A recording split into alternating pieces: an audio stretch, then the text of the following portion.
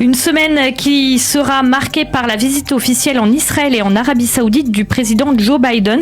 Et c'est ce dossier capital qui fait dès ce matin la manchette du Yediot Aharonot et du Israël Hayom. Et oui, effectivement, route vers Israël avec en perspective la visite en Arabie Saoudite. Titre le Yediot Aharonot ce matin en détaillant en sous-titre les dossiers que Joe Biden va étudier avec le nouveau Premier ministre israélien Yair Lapid. Et l'un de ces dossiers, c'est la normalisation entre Jérusalem et Riyad avec la construction d'une alliance régionale pour faire face à la menace du nucléaire iranien et l'exigence israélienne de maintenir les sanctions contre Téhéran. Quant à la manchette du Israël Hayom de ce matin, elle est consacrée à l'autre dossier majeur qui devrait être à l'ordre du jour, le dossier palestinien. Selon le quotidien gratuit, Joe Biden va exercer des pressions sur Yair Lapid afin qu'il relance le processus de paix avec les Palestiniens. Selon Biden, les accords d'Abraham ne sont pas un palliatif à des progrès sur le canal palestinien. Biden voudra également dire aux Israéliens qu'il n'a pas abandonné Ramallah. Et effectivement, hier soir, on a appris que Lapid s'était entretenu durant le week-end avec Abou Mazen, entre autres pour lui souhaiter une bonne fête du sacrifice. Le site N12 lui fait état d'inquiétude au sein de Tsahal face à une dégradation possible de la situation sécuritaire en perspective justement de la visite du président américain.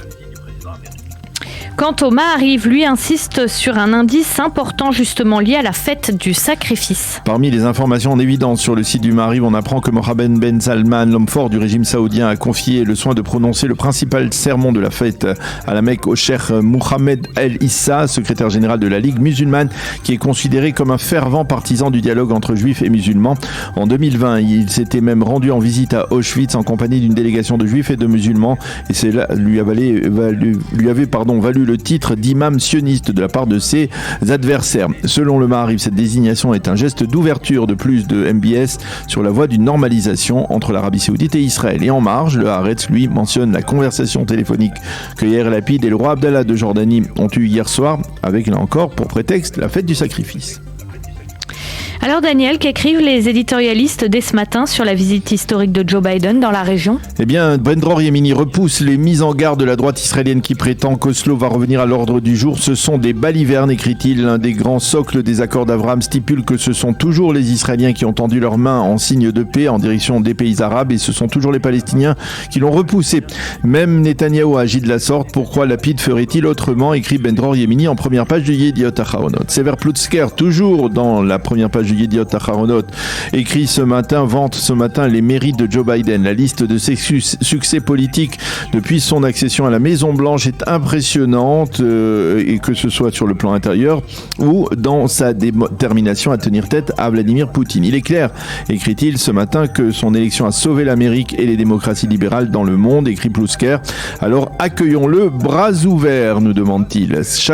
Nadav Shragai, dans le Israël Hayom, lui estime que le statut de Jérusalem sera aussi l'un des dossiers importants que Joe Biden avancera durant sa visite. Il énonce les principales polémiques entre Israéliens et les Palestiniens autour de Jérusalem, comme la zone E1, le statut de Sheikh Jarrah et même celui du Mont du Temple.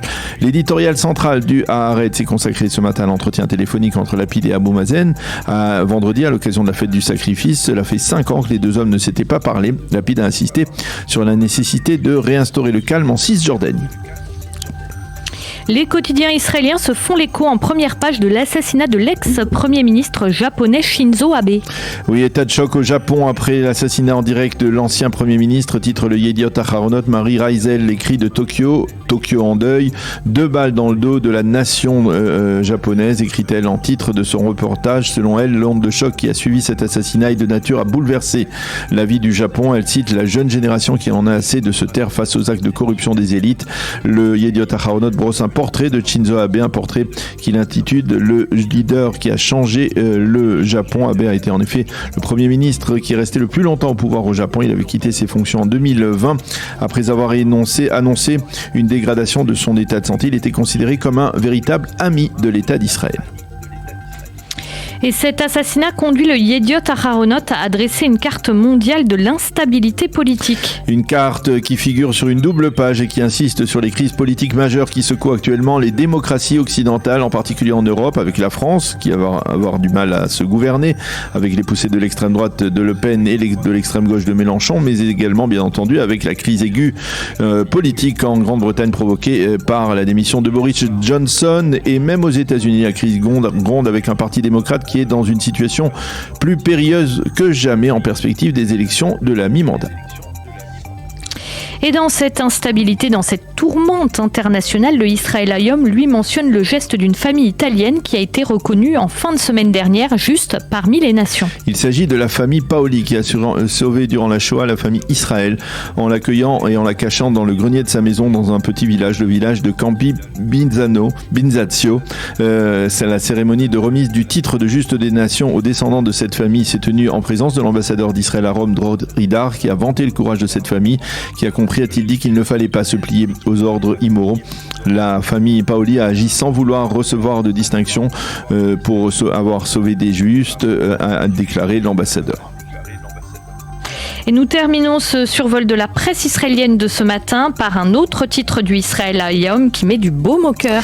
Oui, le quotidien gratuit se fait l'écho ce matin de la rencontre de la semaine dernière à la présidence de l'État entre le président Herzog et une délégation d'une quarantaine de jeunes musulmans français et belges venus en Israël à l'invitation d'Elnet Europe. Il s'agit de ce que l'on a appelé, ce que cette délégation a appelé les ambassadeurs de la paix, des mosquées d'Europe à la présidence de l'État, titre le Israel Hayom qui a interrogé certains des participants, donc devenus des ambassadeurs de la paix. Ils reconnaissent que ce qu'ils ont vu d'Israël au cours de leur séjour était très éloigné de l'image souvent mitigée qu'ils avaient de ce pays avant leur visite.